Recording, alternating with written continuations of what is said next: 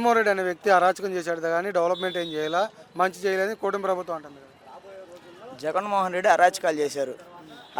అరాచకాలు చేసి ఇలా అరాచకాలు చేయడానికి మీకు అవకాశం ఉండేది కాదు. జగన్మోహన్ రెడ్డి ఇచ్చిన నవరత్నాల పథకాల్లో నాడు నేడు స్కూళ్ళు, కార్పొరేట్ స్కూళ్ళ కంటే ధీటుగా అమ్మఒడి, ప్రతి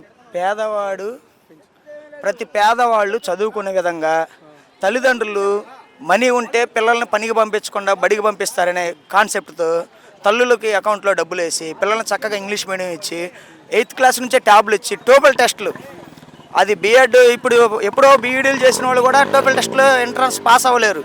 అలాంటి టోఫెల్ టెస్ట్ తీసుకొచ్చి 3వ తరగతి నుంచే ఇస్తున్నాడంటే ఇంగ్లీష్ మీడియం స్కూల్తో పాటుగా విదేశాలకు పోవడానికి సామాన్యులకు ఎంత అందుబాటులో తెచ్చాడు జగన్మోహన్ రెడ్డి అర్థం చేసుకోవాలి ప్రజలు. ఇప్పుడు ఉంది పవన్ కళ్యాణ్ గారు, వీళ్ళందరూ కూడా వీళ్ళ పరిపాలన ఎలా ఉందనుకుంటారు? పవన్ కళ్యాణ్ గారి పరిపాలన అంటే పవన్ కళ్యాణ్కి ఒకప్పుడు మేము అభిమానులమే. అభిమానం వేరు, పార్టీలు వేరు.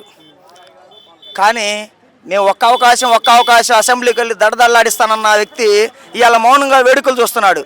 నా పిల్లలు క్రిస్టియన్స్, నా పిల్లలు పుట్టింది చర్చిలకు వెళ్తారని చెప్పే పవన్ కళ్యాణ్ ఇవాళ రోజు వచ్చిన దగ్గర నుంచి హిందుత్వం పేరుతో కుల మతాల మధ్య గొడవలు జరుగుతున్నాయి, వాటిని లేపుతున్నారు. ఇది సమస్య పెద్దది కాకుండా చూడాల్సిన బాధ్యత పవన్ కళ్యాణ్ గారిది.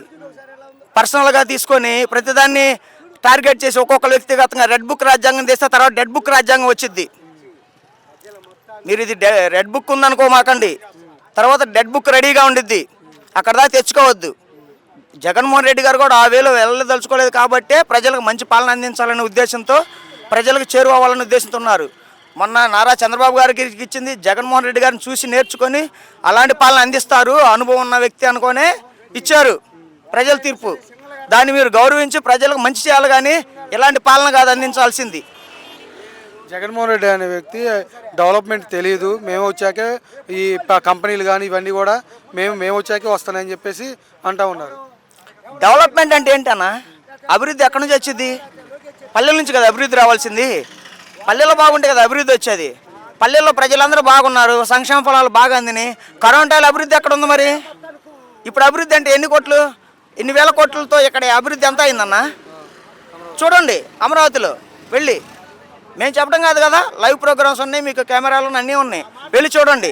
ఎట్లా ఉండిందంటే మొన్న మెడికల్ కాలేజీ కానీ కట్టిన కాలేజీలను కట్టలేదని అబద్ధం అన్నట్టుగా ఉండిద్ది. పోకలు సృష్టించడం కాదు, వాస్తవాలు ప్రజలకు తెలియజేయాల. కానీ ఈ మెడికల్ కాలేజీల వల్ల సరైన విద్యా వైద్యం రాదు, ప్రైవేటీకరణ చేస్తేనే వస్తుంది అనేది టీడీపీ వాళ్ళు చేస్తున్న వాదన కదా.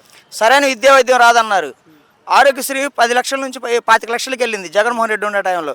జగన్మోహన్ రెడ్డి దిగిపోయే టైంకి 25 లక్షలకు ఉంది. ఆ 25 లక్షల ఆరోగ్యశ్రీతో పాటు ఇప్పుడు వెళ్ళి చూపించుకోండి, ఆరోగ్యశ్రీ వర్తించట్లా. చాలా హాస్పిటల్స్ లేవు. సీఎం రిలీఫ్ ఫండ్ పెట్టుకోవాలి. సీఎం రిలీఫ్ ఫండ్ పెట్టుకుంటే ఆరోగ్యానికి పార్టీకి సంబంధం ఏమైనా ఉండిద్దా? గ్రామ పార్టీ అధ్యక్షుడు పెట్టాలా, మండల అధ్యక్షుడు పెట్టాలా, ఎవరెవరో పెట్టాలా? సీఎం రిలీఫ్ ఫండ్కి ఆరోగ్యానికి సంబంధాలు ఏమైనా ఉంటాయండి? పార్టీలు వేరైనా కావచ్చు, సామాన్యుడికి అందుబాటులో వైద్యం ఉండొద్దా? ఏమండి ఆలోచించండి. పవన్ కళ్యాణ్ గారు ఇప్పుడే ఎదుగుతున్న నాయకుడు కదా, డిప్యూటీ సీఎంగా ఉన్నారు, ఆలోచించాలి కదా. ఇది ప్రజలు మంచి చేసే ఉద్దేశం. ఒక్క అవకాశం అన్నారు, అసెంబ్లీకి పంపించారు ఒక్క అవకాశం.